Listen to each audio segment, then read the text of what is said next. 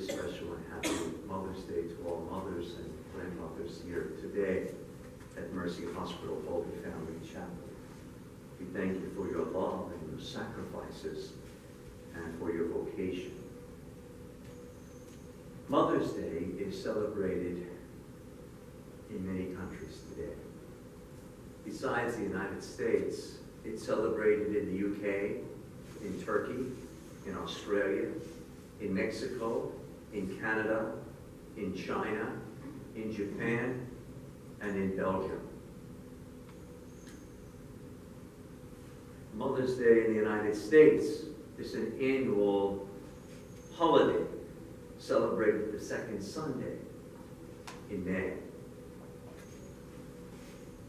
Mother's Day recognizes mothers and motherhood and maternal bonds that offer positive contributions to the fabric of a society.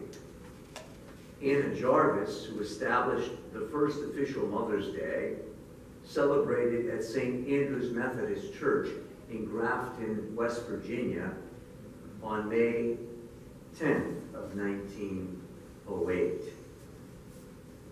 And 6 years later, President Woodrow Wilson signed a joint resolution that formally designated the second Sunday of May in the United States of America as Mother's Day.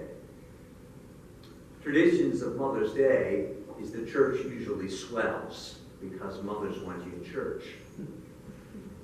We distribute carnations, pink if our moms are living, and white if they are deceased. Family dinners. Mother's Day is the third largest holiday in the United States of America. More than 50% of American households send greeting cards on this day. Americans spend approximately $2.6 billion on flowers on Mother's Day. We spend $1.53 billion on pampering gifts, such as spa treatments. And $68 million are spent on greeting cards on Mother's Day. Mother's Day is one of the most popular days of the year to dine out in restaurants. And the most significant portion of the United States industry of jewelry is spent on Mother's Day. Next to my bed and my nightstand is a picture of me on my ordination day, 31 years ago this May, next to my mother. And everything in our home is just teeming with life in the springtime. The azaleas are out, everything's in bloom, and lush and beautiful. And I have my arm around my mother, and that picture stays next to me all of the time. Because Mom has 7 children and 7 grandchildren. She passed away on January 11th, 2013, and the little sisters of 4. But I'm grateful. The most important reality of Mom's life was prayer and going to church. The third reality was going to the beauty shop every Friday. But on the fourth Sunday of Easter, we celebrate Good Shepherd Sunday. The church designates this as a world day of prayer for vocations. That Christ is the chief shepherd. He's the shepherd of every parish. He should be the shepherd of every household. He should be the shepherd of every disciple.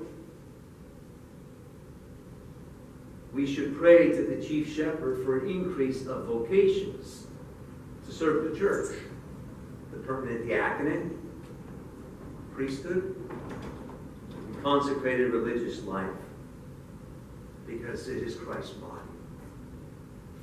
A mother's love and prayers and graces flow through us in life and beyond life. Jesus, the Good Shepherd, tells us in the Gospel tonight, in John chapter 10, "My sheep hear my voice."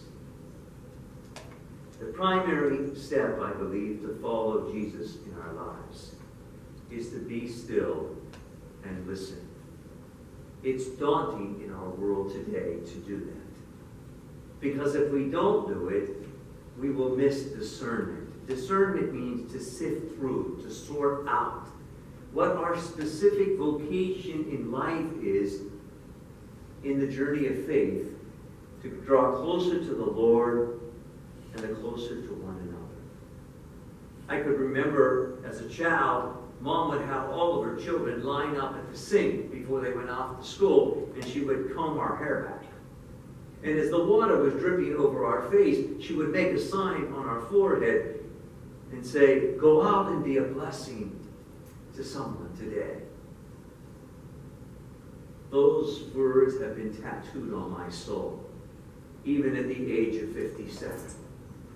Go out through your baptism. You are a child of God, and bless some life today. In the Middle Ages, Catholics long observed the fourth Sunday of Lent, Laetare Sunday, as a mothering Sunday, of the mystical homecoming of Mother Jerusalem. The prophet Isaiah portrays this as a mother comforts her child, so will I comfort you. You shall be comforted in Jerusalem. I'm grateful to be raised in a faith family. Not everyone is that fortunate. But Christian communities that foster faith and will flourish, just like in the Acts of the Apostles as Barnabas and Paul preached. Trial, suffering, persecution, yet they were filled with joy, and the Holy Spirit was with them. They remained faithful. They remained zealous. They remained united to the Lord. It wasn't easy. I thought I would reflect with you through the sum of the centuries of what some people said the tremendous blessing of mothers are, and see if they resonate in your own life. Abe Lincoln, the 16th President of the United States, said, "I remember my mother's prayers. They've always followed me. They have clung to me my whole life long. All that I am or hope to be, I owe to my angel mother." Some man today in the hospital, he's 98 years of age. He said he voted for Abe Lincoln, huh? Robert Browning, the English poet and playwright, said, "Motherhood, all love begins and ends there." It's the bookends of life. Mandy Moore, present-day American singer, songwriter, actor, she says, "My mom has always been my support system. She's taught me to never give up and keep pursuing my passions no matter what." Mitch Albom, an American author, journalist, screenwriter, wrote Tuesday with Morning. This is what he says. "When you look in your mother's eyes, you know that is the purest love you will ever find on the face of this earth." Isn't that astounding? When you look in your mother's eyes, that is the purest love you will ever catch view of. Astounding. An unknown author said, life doesn't come with a manual, it comes with a mother.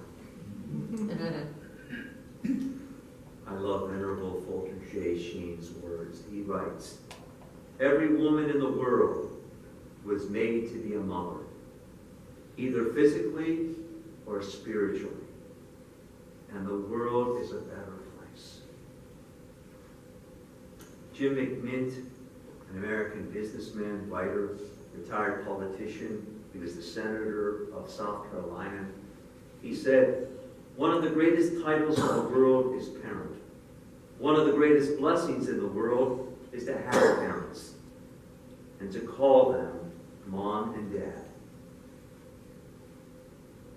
Father Ted Hesper, who was the president of Notre Dame for 35 years, he said, the most important thing a father can do for his children is to love their mother. And St. Augustine of Hippo in the 5th century said, what does love look like? It has hands to help others. It has feet to hasten to the poor and the needy. It has eyes to see misery and want. It has ears to hear the sighs and the sorrows of others. That is what love looks like.